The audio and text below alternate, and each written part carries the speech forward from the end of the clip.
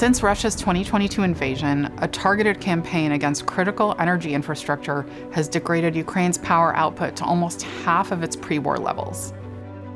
Since then, Ukraine has been playing a game of cat and mouse. Russia attacks power plants and pipelines, Ukraine repairs them, and Russia attacks them again. Now, as Ukraine faces its fourth winter of the war, energy infrastructure continues to be a prime target for Russian attacks, and Russia is currently ramping up drone and missile strikes. In fact, this reflects a typical pattern we've seen over the last 4 years, with Russia's aggression peaking when Ukraine's power system is under most stress during those autumn and winter months, and Ukraine carrying out repair campaigns during the spring and summer. Russia is targeting all sorts of energy infrastructure, from gas pipelines to oil refineries to electricity grids and power plants. And Russian attacks on Ukraine are currently at record highs. Since March 2025 alone, Ukraine's electricity sector has seen almost 3,000 disruptions due to Russian aggression. If we see more large-scale attacks, or if the winter is colder than expected, this will put even more pressure on a weakened system. For Ukraine, energy security is national security. People need to keep the lights on, industry needs to keep its factories running.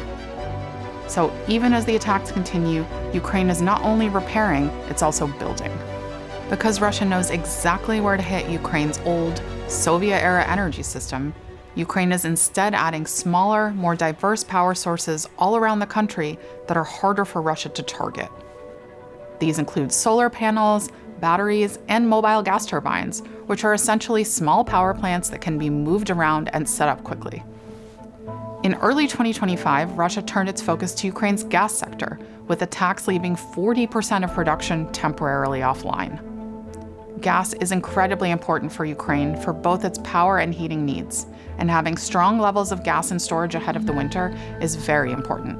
Going into 2025, storage levels were already low, and by April, they were 80% lower than last year. So Ukraine has had to import much more gas than usual and spend much more money doing so to meet its winter needs.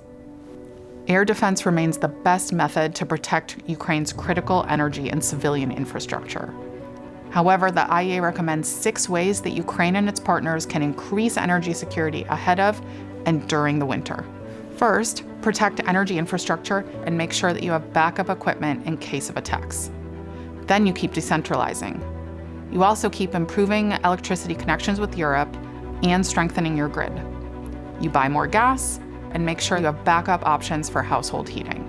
Despite the acute challenges of ongoing Russian attacks, the Ukrainian energy sector must signal that stability, transparency, and strong governance remain priorities. And finally, as the Ukrainian government and energy companies work hard to protect, maintain, and repair access to energy, Ukraine's partners should continue their coordination and communication to make sure that Ukraine really has the support it needs to be able to handle the immediate risks the winter will bring, as well as those medium-term challenges that the country faces across the entirety of the energy sector. The good news is that many, if not all of these actions are underway, but Ukraine and its partners must continue to monitor and assess changing needs and act accordingly.